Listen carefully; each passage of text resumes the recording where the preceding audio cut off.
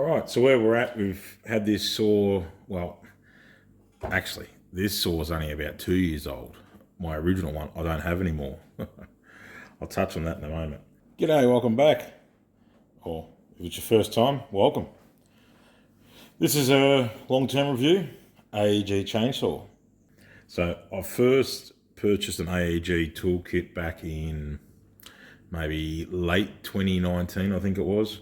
I was umming and ahhing between this and a Makita kit, and at the time, for the tools I wanted, it just seemed a lot better value to go with this. But now, I don't know if I was right or not, but we'll delve into that a bit after. Look, let's just run through the basics. If you haven't seen my other video, I'll put a link in now of when back in the early days of when I first got one of these saws, and giving you a bit of a demo, chatting about the saw and cutting a bit of wood. So make sure you check that out. Anyway, so this is about 5 years later now. So we'll give you a bit of an update and a rundown on one of these saws and see how they're going long term.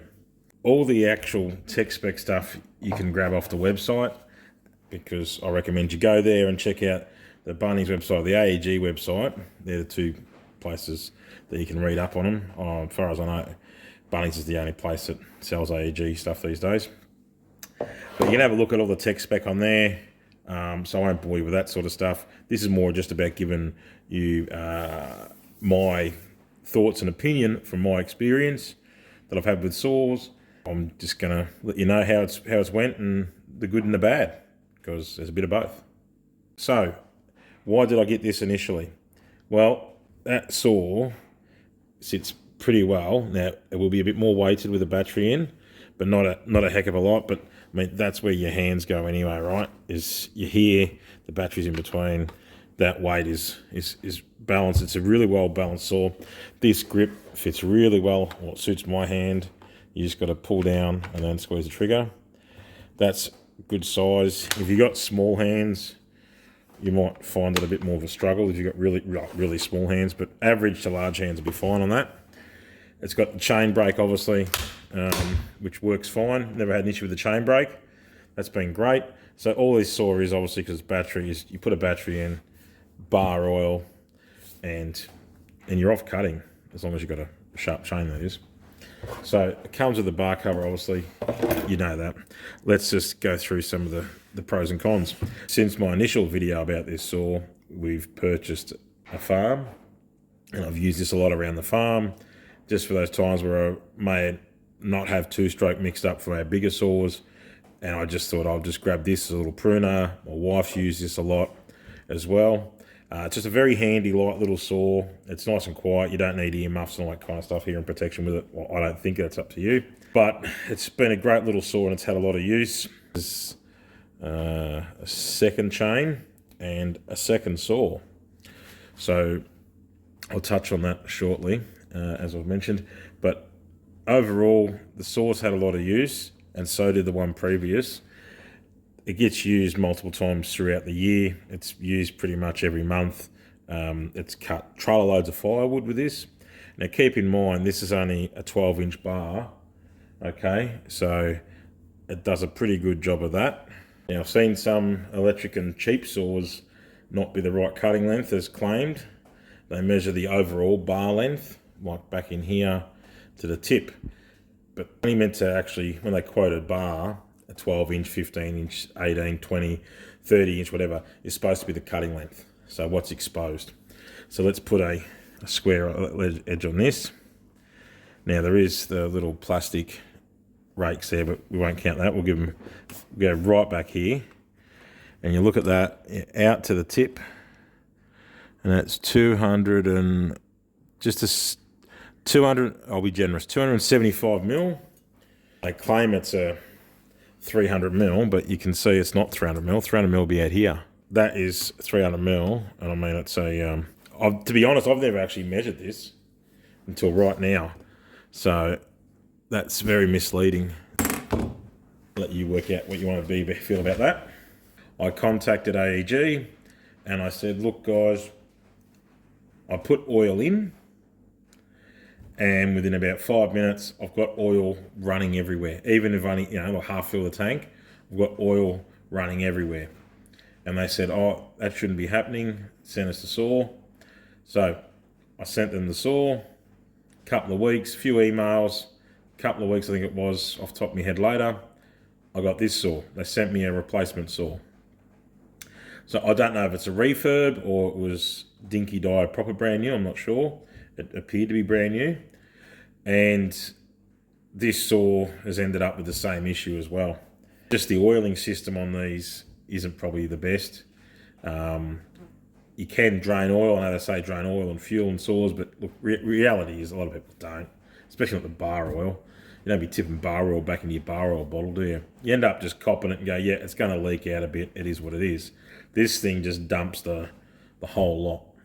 So that's something to keep in mind if you're worried about oil and stuff going everywhere. I've had that with 2 of their saws now, oil going around. And I haven't bothered even ringing them this second time. I've just thought, well, that's 2 for 2. And that's just, I thought, how it is with them. Anyway, but I still just put oil in it, run it. It still cuts, it's fine. You know, especially just around the farm and stuff. This is one of the things I did like, is that there's got the plug spanner underneath, and it's also got this loop here, so obviously you can tie it off and use it if you're wearing a tree or something like that, or up on a ladder. We'll just pop this off so you can have a look and see what's going on under here.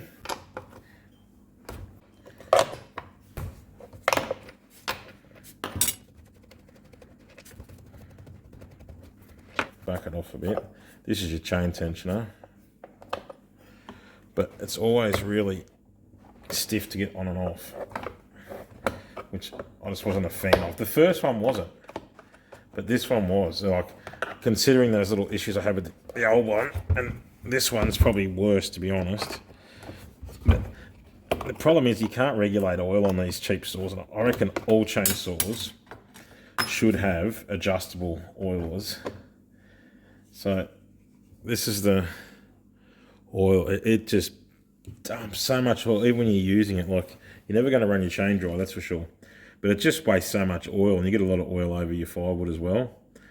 So, yeah, this obviously needs a clean. Hasn't been cleaned, I just left it. It's been, let me clean it before I go out, because I don't like cleaning them when they're hot.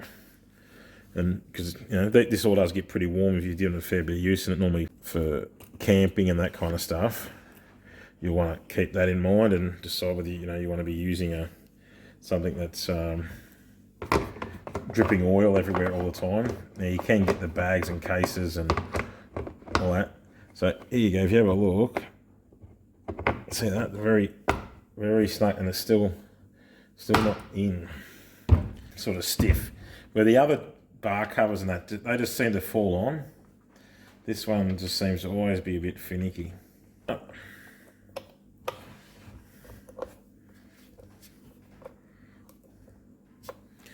Now, it's only a small blade, so you haven't really got to hold it back up either, right?